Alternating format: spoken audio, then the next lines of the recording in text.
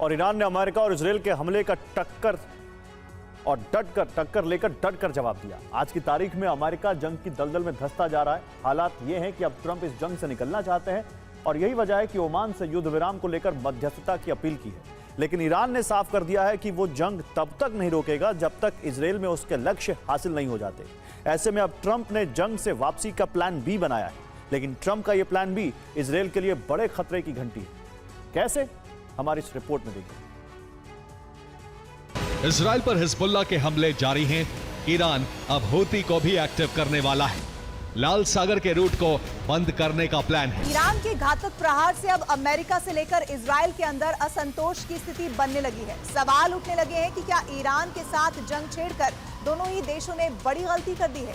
कहीं ये जंग जल्दबाजी में लिया फैसला तो नहीं है? ऐसे में सवाल ये है कि क्या ईरान से जंग छेड़कर ट्रंप फंस गए हैं? क्या जंग से बाहर निकलने का रास्ता ढूंढा जा रहा है? आखिर क्या है ट्रंप का प्लान बी?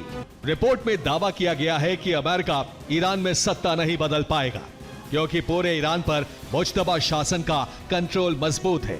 साथ ही हॉर्मुज स्ट्रेट पर अब भी ईरान की पकड़ मजबूत है। साथ ही ईरान की मिसाइलों से अमेरिकी बेस तबाह होने से सैटेलाइट सबूत भी सामने आ चुके हैं।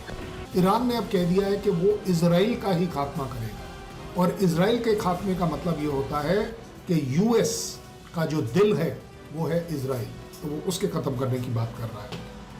अगर एक अच्छा आकलन किया जाए तो युद्ध में चाहे जीत दिखती ज़रूर होगी यूएस की इजराइल की मिलाकर, बट अपने आप में ये युद्ध भारी पड़ रहा है।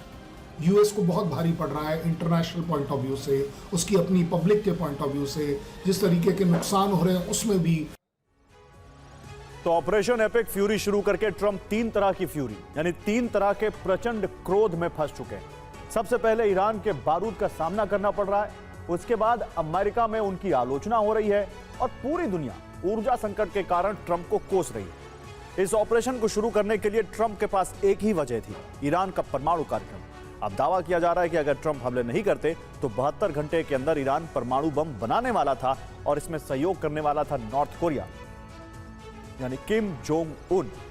किसने किया यह दावा और क्या है इस मामले का पूरा सच, इस रिपोर्ट में देखिए।